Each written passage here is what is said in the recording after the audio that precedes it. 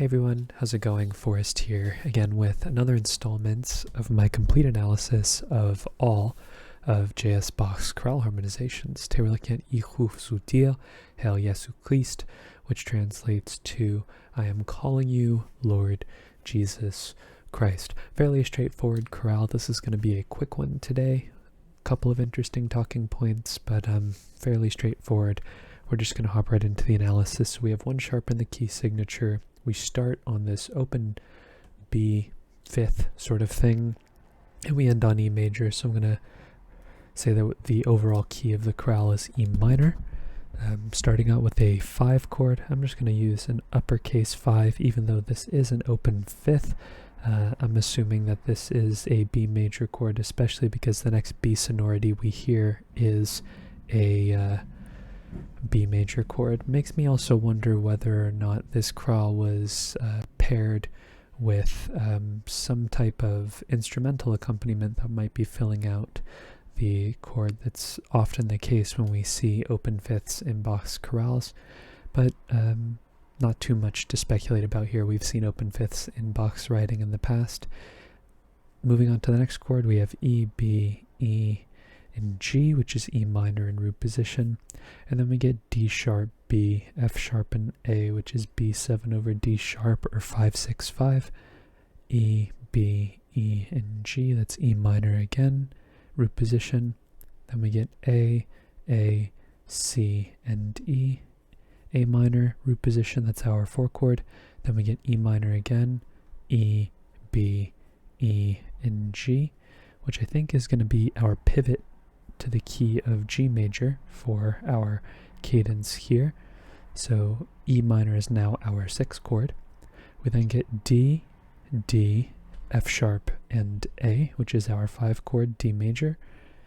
Then we end the phrase with an imperfect authentic cadence, G, D, G, and B, tonic triad, root position. Next phrase is kind of interesting. We have, it's probably the most interesting point in the chorale. We have some ambiguity here. I think you could analyze this as a plagal cadence or as a half cadence, depending on how you hear the resolution. I think this is probably a plagal cadence, but it has a very interesting sound if it is a plagal cadence. And conversely, it has an interesting sound if it were analyzed as a half cadence too, but we'll get to it when we get to the end of the phrase. So starting the phrase off with another G major chord, G, D, G, and B, no need to reanalyze. We then get F sharp, A, and D, which is D major over F sharp. That's our 5 chord in first inversion. And then we get G major again, G, G, D, and B, tonic triad. We then get E minor, E, B, E, and G. And then we get D major again, D, D, F sharp, and A, which is our 5 chord. And now we get to the end of the phrase. So we have A minor here, A, E, A, and C, which is our 2 chord in the key of G major. And I think it's our 4 chord in the key of E minor before we cadence on E major, E, G sharp, and B.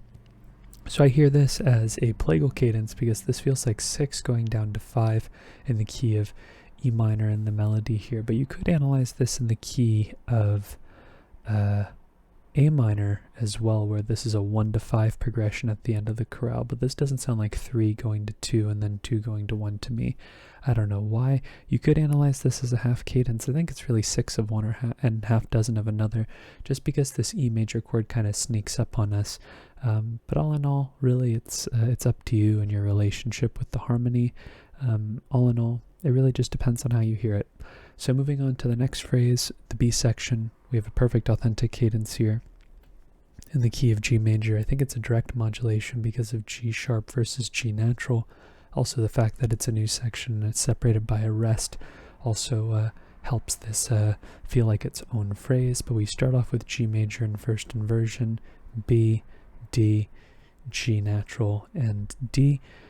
And then we get C major, C, C, G, and E, which is our 4 chord in root position, C major.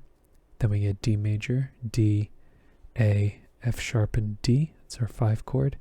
Then we get E minor, E, E, G, and B. It's our 6th chord, so a deceptive progression here. Then we get E minor again, E, B, G, and G. Then we get a progression that we're going to actually see later in the chorale, B, D, G, and B, which is G major in first inversion, 6 going to 1. It's kind of a quirky progression. We do see it fairly frequently, but it's kind of a quirky progression because the roots are a third apart. And then we get D major, D, D, F sharp, and A. It's our 5 chord. And then we end the phrase with G major, G, B, D, and G. All right, next phrase takes us to the key of E minor again. But this time we end with a deceptive cadence. We start the phrase off with another G major chord, G, D, G, and B, so we don't need to reanalyze. And then we start the next system off with G major over B, B, D, G, and B. 1, 6, and I'm going to reiterate the Roman numeral here because it's a new line. So instead of just reiterating the instead of only including the figured bass, I'm writing the Roman numeral as well. I tend to do that when the system breaks into a new line. But then we get G major again, G, D, G, and B. That's just taking G major and putting it back in root position. And then we get D major, D, D, F sharp, and A, which is our 5 chord. And then we get E minor, another deceptive progression, E, B, E, and G. That's our 6 chord in the key of G major, and our tonic triad in the key of E minor. And then we get B, B, E, and F sharp. It's a 4-3 suspension over our bass, but we know that a 5 chord's being implied.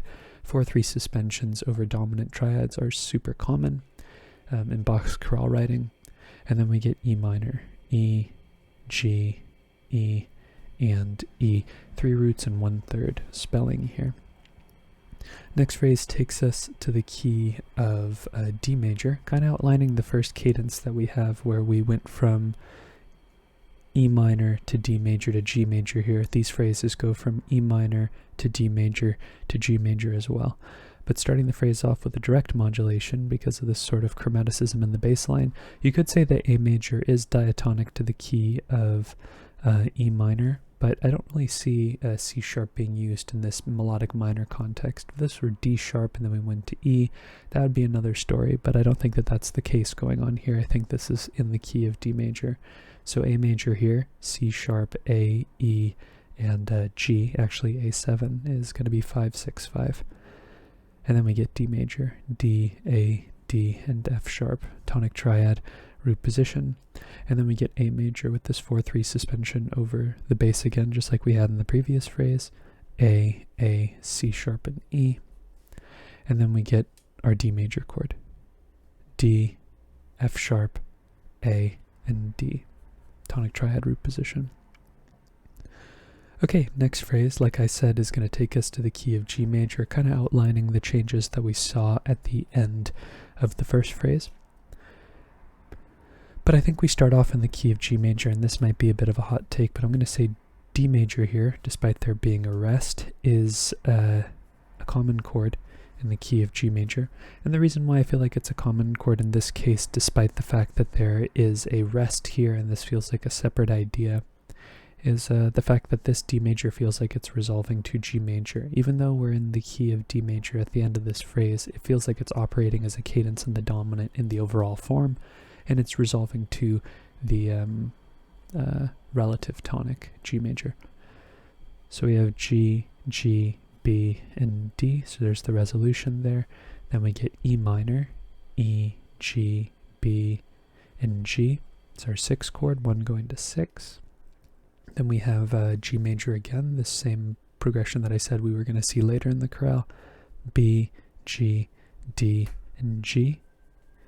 And then we get A minor 7 over C, C, G, E, and A. We know that Bach loves 2, 6, 5 chords, especially in cadential contexts. We then get D major, D, F sharp, D, and A.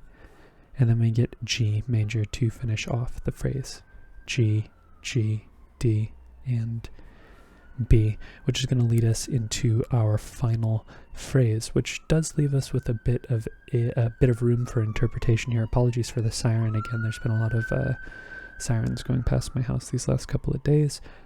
But we do end with a perfect authentic cadence in the key of E minor, and really where we decide the modulation to E minor occurs is kind of up to you, because you can start from the very beginning of the phrase like I am, but you could say that the modulation happens as late as really anywhere. To me, C going down to B in the same way that we saw C going down to B here in the key of E minor, that could have also been interpreted as a phrase in the key of A minor, just feels E minor like to me. This feels like a line that's just going C, B, A, G, E. 6, 5, 4, 3, 1. That's what it feels like to me. So this C major chord, C, G, E, and C, might be 4 in the key of G major, but it feels like 6 in the key of E minor to me. And then we get a secondary dominant, which doesn't feel any more E minor like than it does G major like, but because I'm analyzing the phrase in E minor from this point forward, it is a secondary dominant of A minor, which is our 4 chord in the key of E minor. So here we have our major tonic, G sharp, B, E, and B, which is 5, 6 of 4. We're seeing our tonic operate as the dominant of our subdominant, and we would expect that to resolve to 4, which it does, A, C, E, and A. So that resolution happens. So whether we're in the key of G major or E minor at this point, it's kind of up in the air, but I would say that at this point, if you were to ask me my personal opinion, we were in the key of E minor. But then 4 takes us to 1, kind of like that plagal progression we saw in the first phrase, E, B, E, and G, tonic triad, root position. And that takes us to A minor in first inversion, A, E, and E. I misspelled that somewhere. Where did I go wrong? Sorry, C, A, E, and E, 4 chord first inversion. And as we close in on our final cadence, we have B, B, E, and G, which is our tonic triad in second inversion, 1, 6, 4. That's typically accompanied by a 5 chord, which that's what's happening here. B, B, D sharp, and F sharp, B major. Sometimes a bracket's used to show the relationship between the two of them. You don't need to include it, but it's a habit from back in the days when I took harmony classes. And then we end the phrase with our major tonic, E major, E, G sharp, B, E. And yeah, I kind of draw a comparison between the end of the A section and the end of the B section here because of the ends with E minor. It's difficult to say whether or not the end of the A section was in the key of E minor or if it's in the key of A minor. I think both are valid analyses. In fact, I'd even say that the A minor analysis might just look a little bit more normative on the page, but just drawing comparisons to other E minor sections and entrances that we've seen in this particular chorale makes me feel like this is in the key of E minor. But listen to it and let me know what you think if you feel compelled to do so. Other than that, I'd say the 2 takeaways from this chorale are the open fifth that we start with. Sorry, I didn't mean to move the chorale there.